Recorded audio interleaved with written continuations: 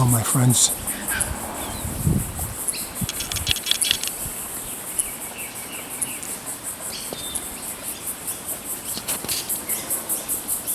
Glad you can join me on this walk to where I'll be working out.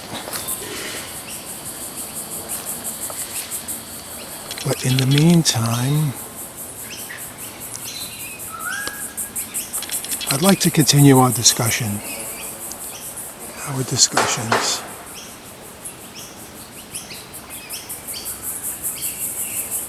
We spend so much time focusing on, and that was my point in the other video, and sometimes it's missed a little bit, and sometimes sarcasm is missed a little bit as well, but that's okay because there was still heaps of great stuff to think about and stuff, and I don't feel that speaking to other people and things like that, that I was misunderstood at all and stuff, and there's a range of getting ideas and experiences from talks like this between each other and stuff like that.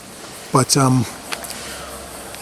what I want to focus on is we spend so much time focusing on the control being in someone else's hands and us being like leaves at the whim of the wind, leaves at the wind of the ideas and objectives, at the intentions of others. And the focus that we spend, the reason why we spend so much focus, that's not an accident. And like most things, there's a certain percentage of it which does come from our natural nature, our tendencies, our human nature, but a large part of that, and all of that, is also being addressed, being targeted by particular intentions, particular agendas, particular desires. And I'm not here, not at this video, to tell you whether those desires are good or bad or whatever. And they certainly may have a definitive behavior which qualifies as good and bad. But I'm not here to talk about that right now.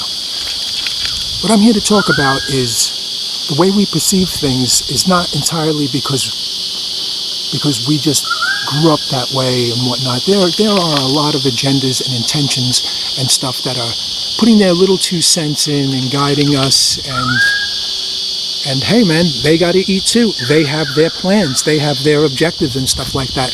I don't actually hate on that. I understand that. We all do. We all do.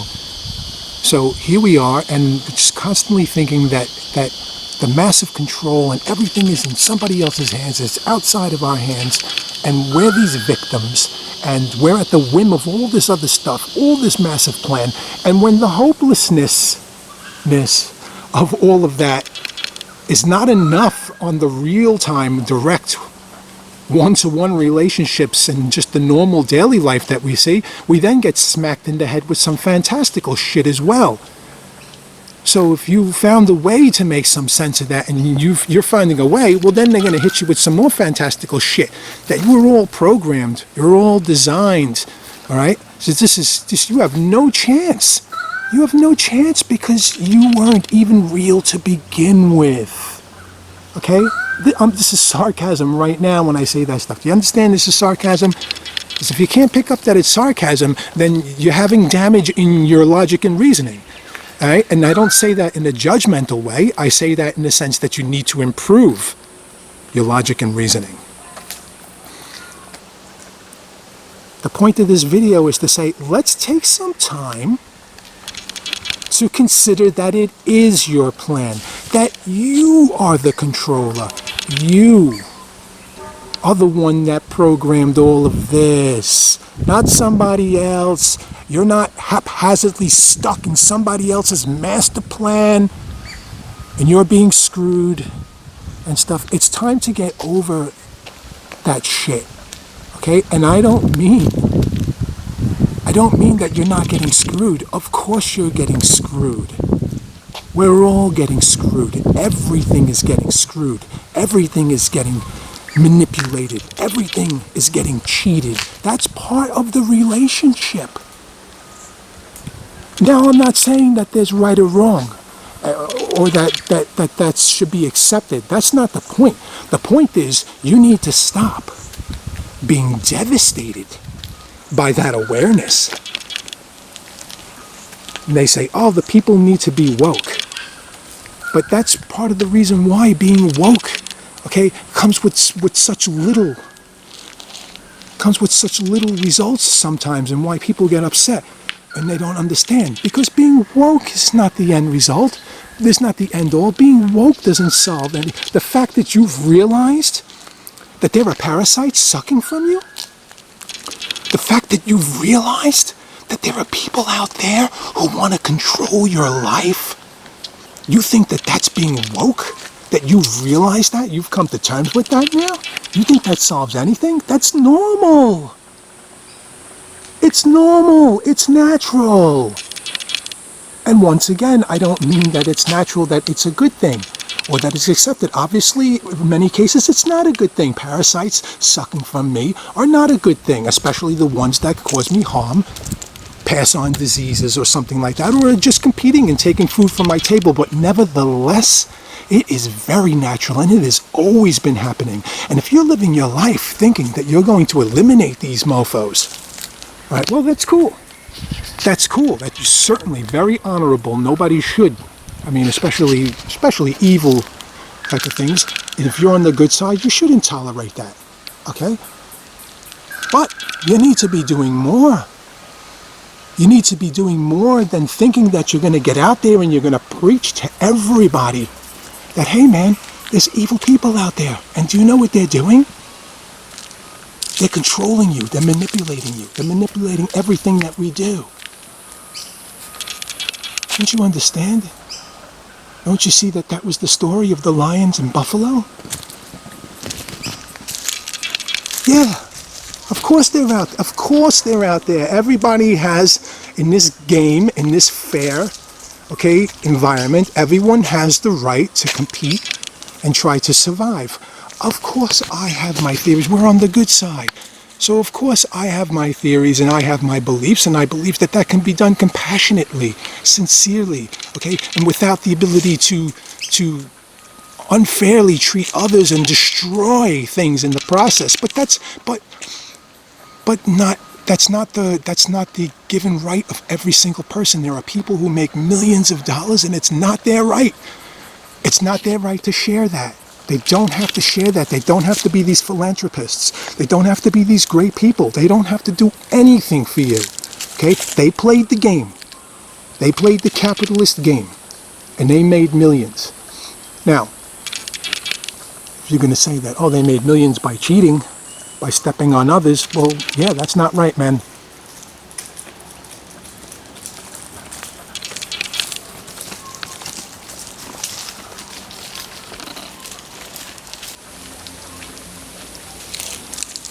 Yeah, that's not right. No. And other people have every right to call them on it, to call bloodsuckers on it, to call oppressors on it and stuff like that. I'm not here to fight this fight. Not right now. That's not the point. Because you can fight that fight from here to eternity, as the relationship is eternal, good and bad. You can fight that from here to eternity. If you don't have the right mindset, the mind state, if you don't have the rest of the info, then you're just going in circles. That's it. And ultimately, you're just fighting yourself. It's a very tricky, slippery slope, and I could hardly begin, even though I have begun, I could hardly begin to touch on these subjects and to really go into the detail. It's insane, okay? But there is info and there is details about it, and our great thinkers and ancestors have touched on this and stuff. All right, look, with all due respect, I'll give you an example. All right, I'll give you the example of the complexity that we're dealing with. Whatever you fight for, you will become prisoner of. Okay, that's just how it is. And I know that there's moral victories, and I know there's really great ways you want to spin things, and I'm really cool with spinning those things too. Okay, but nothing changes the logic. Nothing changes the mechanics, the behavior of it, because those logic and mechanics are not what we make up. And sometimes it's not what we really are happy with and desire, but nevertheless, that's the way it is. That's how the relationship works, okay? So, whatever you fight for, you will be bound by. You will be bound to. That's how the relationship works. So you understand how tricky it is? Do you understand how tricky it is to fight the evil that you think you're fighting? Okay? Because by the very nature of fighting for it, you're already in the category of prisoner of it. By the very nature of opposing a dragon, you are already parts of a dragon yourself. And I know that great statement, which says be careful when trying to slay monsters or whatever, that you don't become a monster yourself and stuff. But it's time to face the cold, hard facts. You cannot slay a monster. You cannot kill anything without being some kind of killer yourself, without having some kind of thing inside you that, now, the way that we survive with these ideas and stuff is by understanding sincerity and compassion. And these are things that are not, this is not philosophical. Our ancestors knew this. A lot of people still know this. Before the kill, after the kill, while eating the kill, the hunt, they do a respect thing, the rituals. All right? That's because there's love. That's because we understand the sincerity that goes behind it. Because when we look at the action itself, the action is brutal. The action is brutal. I am brutal to my body. I am a murderer to my body. A murderer. I destroy it. I destroy cells. I don't do what's in the best interest of it. I keep thinking that I'm putting it through all this shit, and my body just gets stronger to handle all this shit.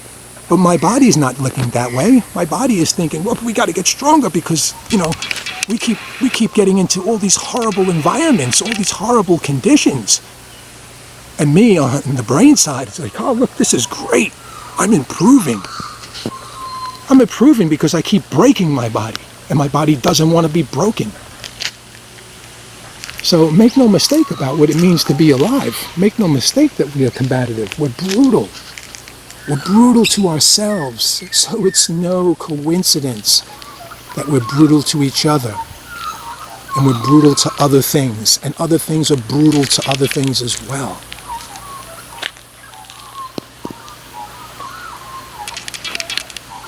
But let's get back on track.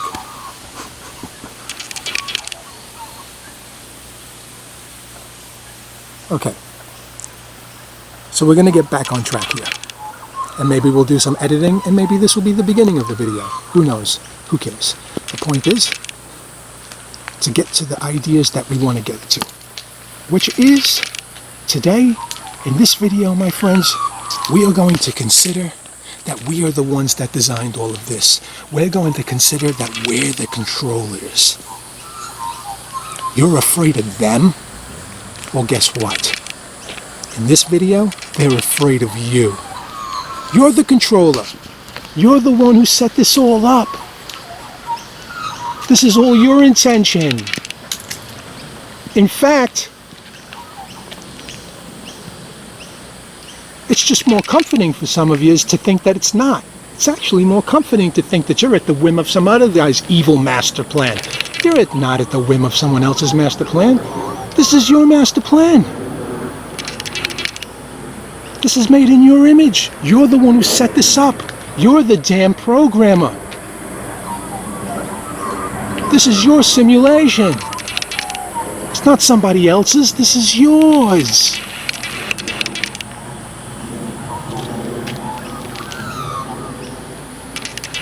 The only thing your opponents did, the only thing the opposition has done, was convince you that it's not. And nobody even hides it. It's not even hidden that that's the technique. This famous sayings of it, it's even one of the great legendary sayings from The Usual Suspects. If you haven't seen it, you should see it. Great movie. Great movie. Movies that feel like you read a book are great movies. And probably based on a book. A lot of great movies are based on books. Kaiser Sose, the greatest trick right? The greatest trick the devil pulled was convincing the people that he didn't exist. Is that how the saying goes? All my friends will, sure, they will tell me and stuff. We've all heard it. But no matter how or what version you're going to try to recall it from, oh, it's as relevant as ever. It's brilliant. It's brilliant, the techniques that it means, that it implies. The greatest trick the devil pulled was convincing the people it doesn't exist. And the point there is the subversion of that. Okay? What's the greatest trick that your opponents have pulled? Okay? The greatest trick your opponents pulled is convincing you that you're just a passenger, that you're just on a ride, on their ride, that you're just on borrowed time, using their shit. And you're just a leaf blowing in their wind, of their plan, of their game. So what's the greatest trick they pulled? Making you believe that they control you, making you believe that they can control you, making you believe that the things they use to control you can control you. So whose fault is it? Are you going to blame the lion for wanting to eat the buffalo? You can't change that. But what can you change? What can the buffalo change? The buffalo can change their behavior. They can do something different because they're not going to change the lion. Well, don't give up. Of course, never give up. Maybe you will change the lion. But if that's your number one plan or that's your only plan, well, a lot more buffalo are going to get eaten while you try to work that one out.